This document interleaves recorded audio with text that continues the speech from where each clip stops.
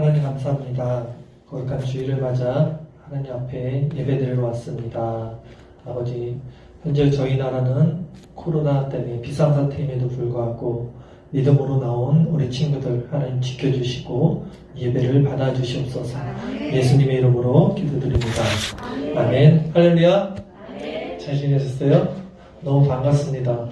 지난주에 제가 이제 구원을 점검하라라고 해서 말씀을 전했는데 잠깐 지난주 배웠던 거를 체크할게요. 구원은 우리가 네이버 사전에 있는 것처럼 영원히 지속되는 것이라기보다는 영원히 지속된다는 것은 결국 지옥에서도 영원히 지속되기 때문에 천국을 가든 지옥을 가든 인간의 영혼은 영원한 거예요. 어쨌든 우리는. 그 때문에 구원이라고 할 때 그냥 영원히 지속된다는 것보다는 구원은 원래 인간의 모습을 회복하는 것. 원래 인간의 모습이 어땠냐면 하나님과 이렇게 붙어서 하나님 안에서 생명이 됐고 관계가 됐고 하나님이 주권으로 우리를 다스렸던 그 상태로 다시 돌아가는 것이 구원이에요. 그 구원을 하기 위해서 이 세상에 오신 분이 예수님이시고요. 그래서 예수님을 만나면 우리가 다시 잃었던 생명과 관계와 주권이 회복돼요.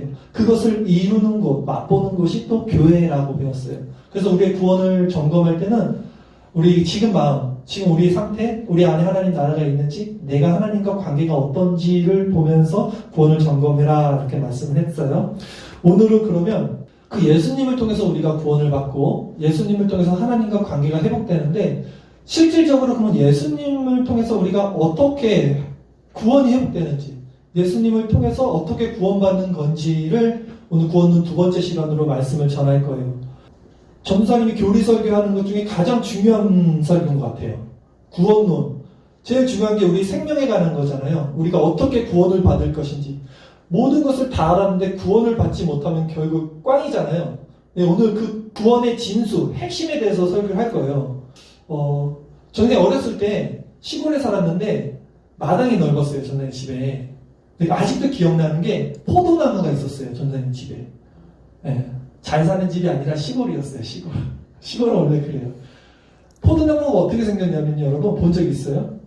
포도나무가 이렇게 나무가 하나가 있고 줄기가 되게 많아요. 줄기가 넝쿨로 엄청 많아서 그 마당을 다 뒤덮어요. 하늘을. 그래서 하늘에 이렇게 볕이 잘 들지 않을 정도로 태양을 다 막을 정도로 여름에는 시원해요. 그래서 그것이 넝쿨로 가지가 온 그 마당을 다 이렇게 뒤덮어요. 그리고 그 밑으로 포도가 이렇게 주렁주렁 달려 있었던 기억이 나요. 근데 어렸을 때 이렇게 보면 그 가지들이 자꾸 떨어져요. 바람 불고 비 오고 그러면 가지들만 막 모아갖고 불쑤시개로 그때는 불을 뗐어요. 이렇게 불을 아궁이에다가 불쑤시개로 썼던 기억이 나는데 구원에 있어서 가장 중요한 단어가 이거거든요. 연합이라는 단어예요. 연합. 우리가 지금 왜 생명을 잃고 관계에서 끊어졌고 우리의 주권이 이렇게 박탈당했냐면 하나님과의 그 관계에서 끊어져서 그렇다고 그랬잖아요. 아담과 하와 때 하나님 절대 의존적 존재로 붙었는데 그게 끊어져서 우리가 이렇게 끊어진 것처럼 그럼 다시 우리가 구원을 받으려면 관계가 회복되려면 붙어야 돼요. 마치 가지가 포도나무에 붙듯이 붙어야 된단 말이에요. 우리 예수님 안에 붙어야 돼요. 그래서 그것을 연합, 그리스도의 연합이라고 하는 거예요. 본문 말씀을 우리 한번 읽어보겠습니다. 나는 포도나무요 너희는 가지라. 그가 내 안에 내가 그 안에 거하면 사람이 열매를 많이 맺나니 나를 떠나서는 너희가 아무것도 할 수 없음이라. 예수님께서 이렇게 말씀하셨어요. 예수님이 내가 포도나무고 너희는 가지다라고 했어요. 그가는 너희야. 그러니까 너희가 예수님 안에, 예수님이 너희 안에 거하면 사람이 열매를 많이 맺나니 그 예수님을 떠나서는 너희가 아무것도 할 수 없음이라라고 우리 존재를 이렇게 말해줬어요. 우리는 가지라는 겁니다. 가지는 나무에서 떨어지는 순간 생명을 잃게 돼요. 생명이 아니야. 자, 나무가 있으면 나무에 이렇게 가지가 있어요. 그 가지에 풀 같은 게 풀잎이 막 달려있어요. 우리는 너무 예쁘다. 꽃도 달려있을 수 있어요. 그 가지를 이렇게 뜯어요. 그렇죠? 뜯으면 꽃은 바로 죽어요? 안 죽어요? 안 죽어요. 예뻐요. 그대로. 향기도 나고 우리가 그거를 꽃병에다도 꽂아요. 이렇게. 그럼 맨날 며칠은 가요. 그런데 나무에서 잘라졌을 때 이미 이 꽃은 어떻게 된 걸까요? 죽은 거예요. 네, 죽은 거예요.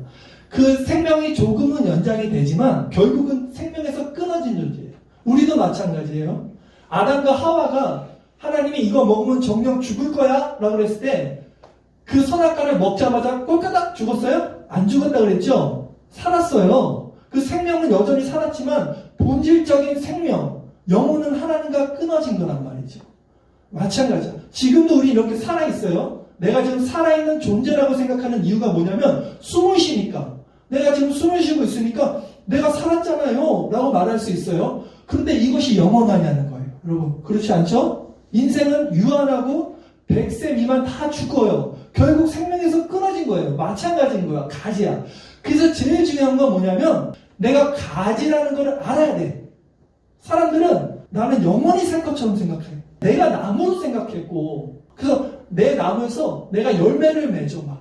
내가 선행, 착한 일도 하고 사랑도 하고 봉사도 하고 이게 다 내 안에서 나오는 거라고 생각하는데 가지는 스스로 아무것도 할 수 없어. 열매도 맺을 수 없어. 오직 나무인 그리스도 안에 붙어 있을 때 그리스도가 우리 안에 그리스도가 예수님이죠. 기름 부음 받은 자. 예수님이 우리에게 주시는 그 힘으로 사랑도 할 수 있고 봉사도 할 수 있고 이웃도 도울 수 있고 이렇게 되는 거거든요. 제일 중요한 건 내가 가지라는 거를 알아야 돼. 사람들이 몰라요. 자기가 생명이고 자기가 주인이고 자기가 남은 자 그렇게 살아요. 그러면 절대로 그리스도와의 연합이 일어날 수 없어. 왜 그리스도와의 연합이 이렇게 중요하냐면 바로 예수님께서 이렇게 말했기 때문이에요. 우리 요한복음 15장 6절 말씀 한번 읽어볼까요? 같이? 사람이 내 안에 거하지 아니하면 가지처럼 밖에 버려져 마르나니 사람들이 그것을 모아다가 불에 던져 사르니라. 이 예수님이 아까 그 포도나무 비유를 말씀하시고 곧 이어서 말씀하시는데 사람이 이 가지가 내 안에 나무 안에 거하지 아니하면 밖에 벌어져서 마른대요. 우리 시골집 그 가지 생각이 나는 거예요. 똑같은 거예요. 사람들이 그걸 모아다가 불쑤시개로 불에 던져 사르니라. 이렇게 말하는 거예요. 우리가 가진 거를 모르고 내가 여전히 내가 나무야, 내가 생명이야, 내가 존재야 이렇게 생각하면서 살아가면 그 사람들은 결국은 버려져서 불에 던지는데 이 불은 뭐냐면요 지옥 간다는 말이에요. 예수님과 연합되지 못하면 지옥 가는 곳인데 여러분 지옥을 잘 몰라요. 상상하기도 싫지 사실 지옥을. 저도 그래요. 너무 끔찍해.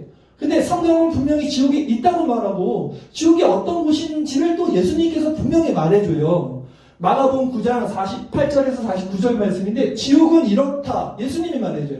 거기에서는 구더기도 죽지 않고 불도 꺼지지 아니하느니라.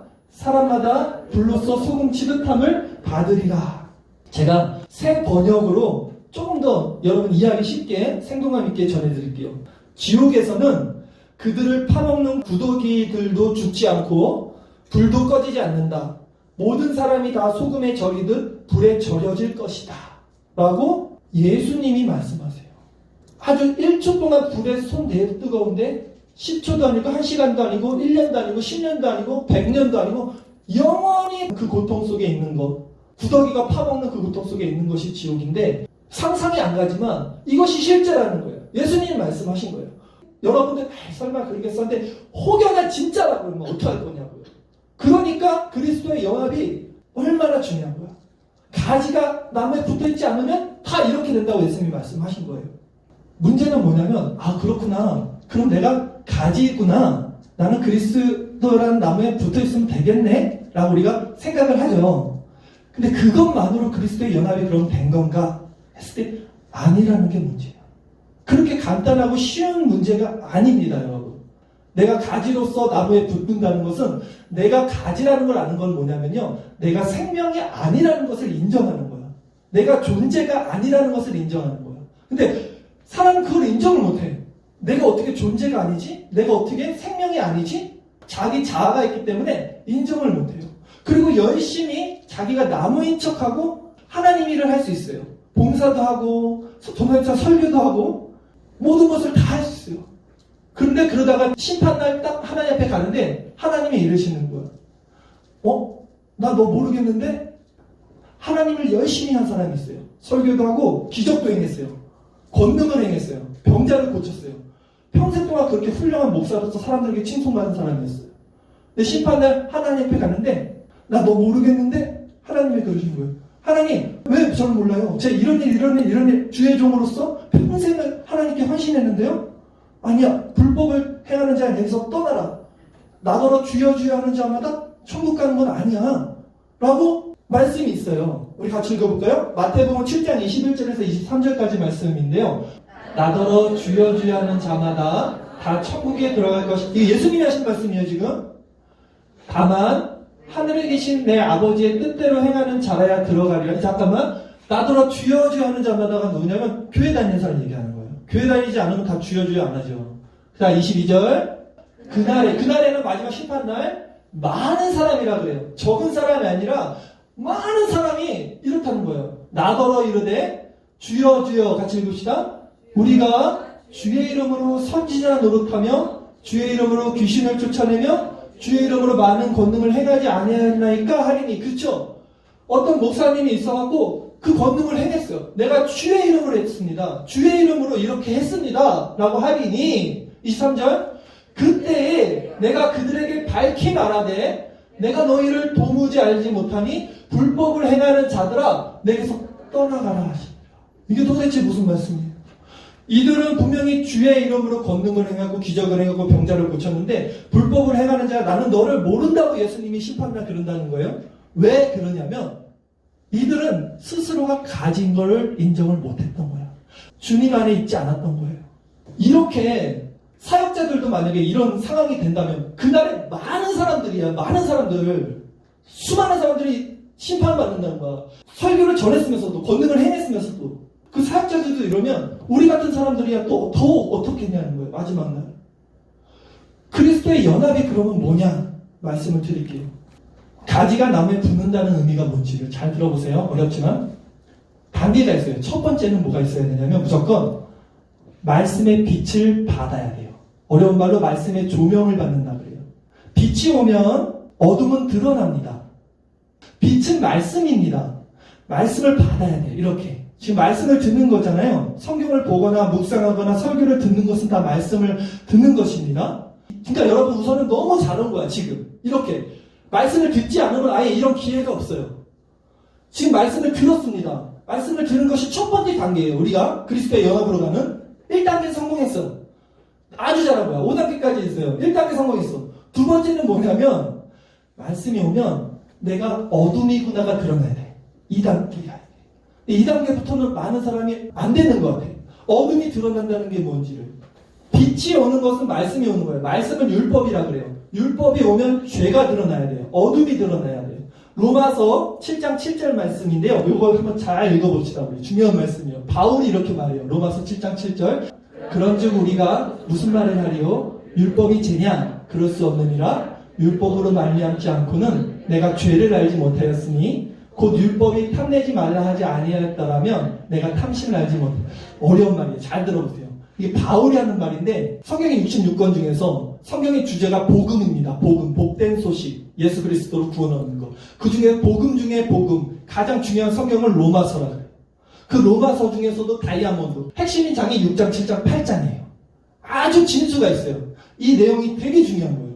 바울이 뭐라 그러냐면 우리가 무슨 말을 하리요? 율법이 죄냐? 율법은 뭐냐면요. 하나님의 말씀, 구약의 말씀이에요. 창세기, 출애굽기, 레위기, 신명기, 민수기. 이거 해라. 이거 하지 마라. 이게 율법이에요. 말씀이에요. 율법이 그러면 죄냐? 율법이 아예 없을 때는 죄가 뭔지를 몰라 사람들이. 성경이 우리에게 아무 말도 안 하니까 그냥 내 뜻대로 내가 하고 싶은 대로 사는 거야. 내 생각에 이게 옳은 거면 옳다고 사는 거야. 근데 율법이라는 게 나에게 딱 와서 이거는 죄, 이건 죄가 아니야. 넌 이걸 해야 돼, 이건 하지 말아야 돼. 계속 말해주는 거야. 모세오경이. 그러면 율법으로 말미암지 않고는 내가 죄를 알지 못하였다는 거야. 율법이 이걸 계속 죄라고 지적해주니까 그때 죄를 알겠다는 거야. 율법이 탐내지 말라 하지 아니었다면 내가 탐심을 알지 못하였으리라고 말해요. 무슨 말이냐면 탐심이 뭐냐면요. 안에서 있는 죄야. 그러니까 아직 밖으로 드러나서 표출되지 않은 죄. 예를 들어서 제가 누가 너무 싫어요. 이 친구 한 대 때리고 싶어. 근데 때리면 안 돼. 왜? 잡혀가 경찰한테. 그래서 안 때렸어. 그럼 난 죄를 지은 거야 안 지은 거예요? 안 지은 거야. 우리 사회법으로는, 우리 행정법으로는, 나라의 법으로는 그쵸? 감옥 안 가죠? 벌금 안 내요. 그런데 성경이 뭐라 그러냐면 율법이 탐내지 말라 하지 아니었다라면 내가 탐심을 알지 못했다고 해요. 자, 예수님이 오셔서 이런 말씀을 했어요. 내가 형제를 마음으로 미워하면 그것은 살인한 거라고 말을 해요. 살인, 이렇게 찔러서 죽인 게 살인인데 예수님께서 아니야, 그것만이 살인이 아니라 내가 누군가를 미워하는 마음을 가지면 그건 살인이다라고 말을 해요. 이게 왜 그러냐면 하나님 앞에 우리가 죽어서 갈 때는 죄가 조금이라도 있으면 다 지옥 가거든요. 하나님은 죄가 없으신 분이라 죄가 있으면 안 돼. 근데 마지막 날 심판 때에서는 조그만 죄라도 있으면 다 지옥 간다는 그 논리로 본다면 내가 미워하는 죄나 살인을 한 죄나 똑같은 죄야. 죄는 무조건 지옥 간다는 거야. 예수님이 또 뭐라고 그랬냐면 내가 어떤 여자를 이렇게 봤는데 그 여자를 간음 아시죠? 이렇게 성폭행 하려고 근데 그런 마음을 가졌어. 음욕을 품었어. 그것은 가능한 것이다. 라고 예수님이 말해요. 그것이 같은 거야. 하나님 앞에서는. 그 죄의 마음이. 무슨 말이냐면 이렇게 하나님 말씀이 이것도 죄고 이것도 죄고 이것도 죄다. 그럼 우리 마음속에 그렇게 친구를 미워하지 않는 적 한 번이라도 있었어요? 누구 사람을 미워해 본 적 없는 사람 있어요? 여기서 태어나서 지금까지? 그리고 죄송한 말이지만 남성들은 또 여러분들 같이 이렇게 잘하는 식의 약간 그런 야한 생각, 은다는 생각 안 하는 사람 솔직히 없어요. 그렇잖아요. 그럼 우리는 다 뭐야?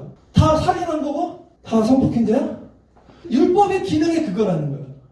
말씀이 탐심이 죄라고 말하지 아니었다면 난 탐심이 죄인지 몰랐는데 율법이 이것도 죄고 이것도 죄고 예수님 말씀이 이것도 죄고 저것도 죄고 다 죄라고 하니까 나는 죄인이네를 알게 된다는 거야. 말씀을 통해서 알게 되는 거야. 그래서 말씀 율법의 기능이 율법으로는 죄를 깨달음이니라 그래요. 하나님이 율법을 주신 것은 이 율법을 다 지키면 천국 가요.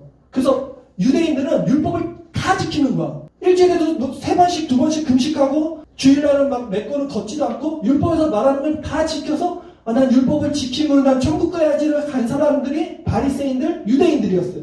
그런데 진짜 하나님이 율법을 주신 이유는 뭐냐면 이것을 다 지켜서 천국 가라는 게 아니라 너희는 이것을 못 지켜.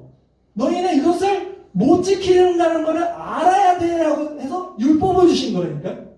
이걸 다 지키면 천국 가는 건 맞아. 그런데 너는 죄인이야. 내가 죄인인지를 어떻게 알아야?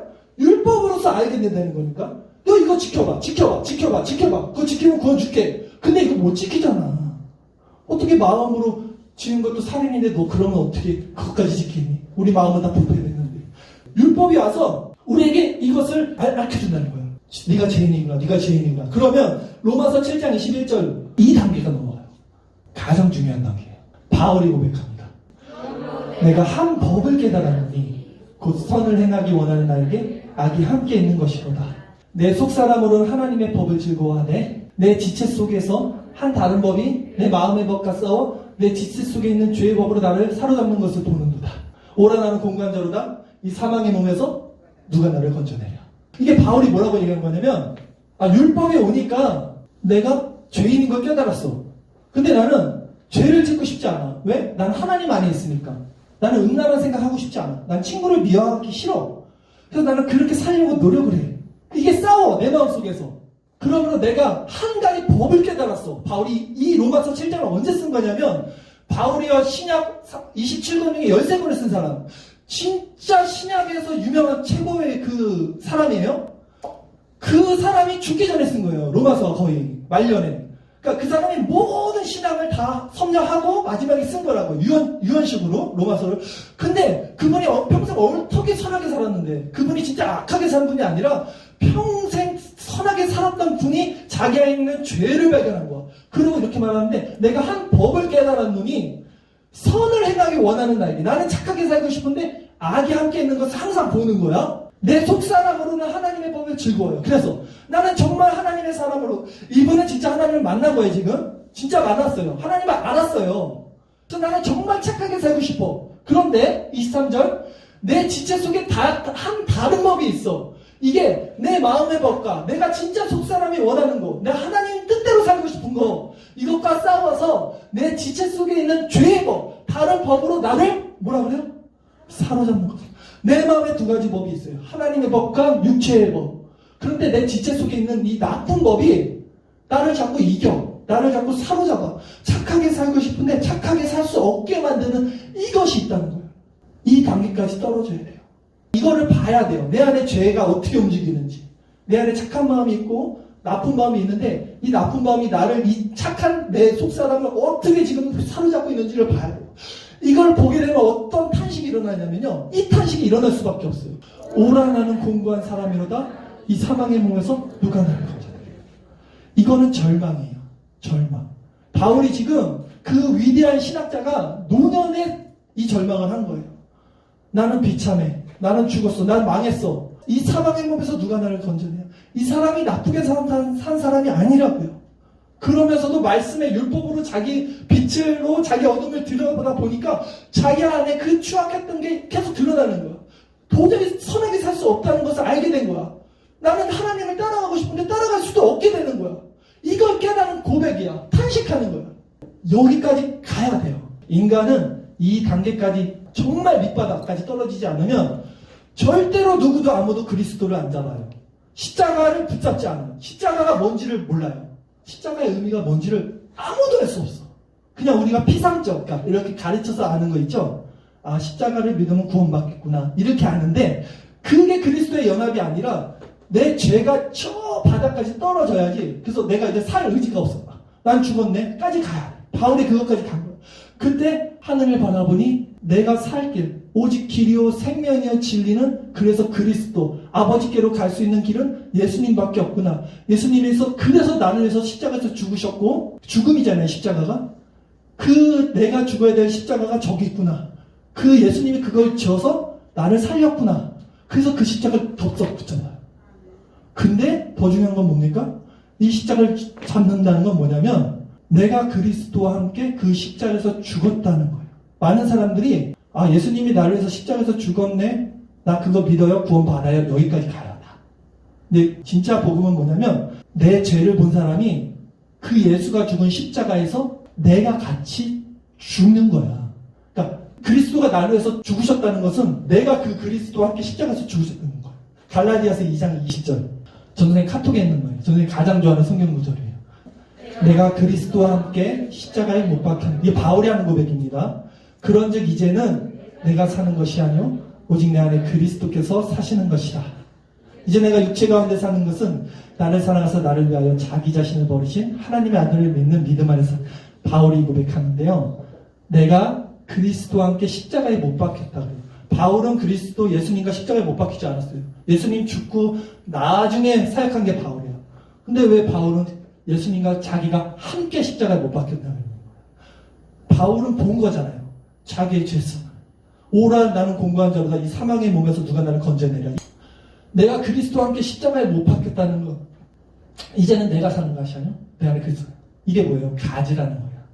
이게 그리스도의 연합이라는 거예요. 가지는 생명이 아니야. 그리스도라는 나무에 붙어있을 때 생명이 되는 거야. 근데 그걸 우리가 그냥 머리로 생각하는 게 아니라 이 실체가 되는 거야.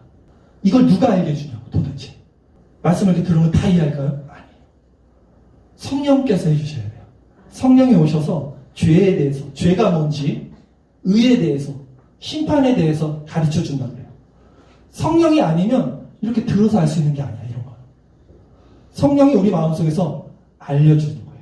말씀을 좀 정리해 볼게요, 여러분. 그리스도의 연합은 5가지 단계가 됩니다. 첫 번째는 말씀을 들어요, 이렇게. 두 번째는 뭐냐면, 말씀의 빛에 내 죄가 드러나는 단계가 가야 돼요.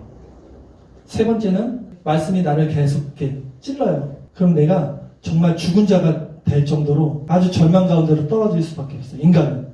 그 단계까지 가야 돼요. 그 다음에서야 십자가가 뭔지를 알고 십자가가 나의 구원인지 알고 그리스도와 연합이 된다는데 그 연합은 내가 죽는 거예요. 가지가 나무에 붙어버린 거예요. 그러면 5번째 연합이 일어나요. 이것이 중생이고 회심이고 거듭남이고 복음이에요. 그런데 이거를 깨닫는 사람은 거의 없어요. 정말 놀라워요. 여러분들뿐만이 아니라 사역자들도 목회자들도 설교가들도 몰라요. 피상적으로만 알아요. 진짜 이게 실체가 돼서 내가 죽는다는 게 뭔지, 내가 그리스도와의 나무에 연합된다는 게 뭔지를 모르더라고요. 성경에서도 그러잖아요. 그날에 많은 사람이 내가 주여 주여 내가 주의 이름으로 나는 너를 도무지 모른다. 불법을 행하는 자다. 떠나라. 이거 예수님이 일반인 여러분들에게 한 말이 아니라 저 같은 사람들에게 한 말이거든요. 주의 종들에게. 주의 종들도 그렇다는데 일반 사람들은 더 어떻게 하는 거예요. 그런데 우리는 지금 아주 하나님께 감사해야 될 게 그 시작점에 서 있다는 거예요. 이제 이거 한 번 더 깨닫는 거 아닙니다. 네. 아, 나 이거 못 알아듣겠는데 나 지옥 가나? 이거 아니에요. 왜냐면 청교도들 존 버년 예전에 얘기했던 그 철로역경 쓰신 분, 그런 위대한 신학자들, 목사님들도 자기가 하나님을 믿어요. 근데 정말 이 그리스도와의 연합이 이루어지기까지는 몇 년이 걸려요. 몇 년이. 확신이 없는 거야. 그게 뭔지 모르겠는 거야. 그냥 어른잡아 뭔지는 알겠는데 진짜 내가 죽고 그리스도와 연합된다는 것을 몇 년이 걸려서 그것을 알게 됐다고 그 구원론 책에 보면 써 있어요. 또 어떤 사람들은 평생이 걸려요.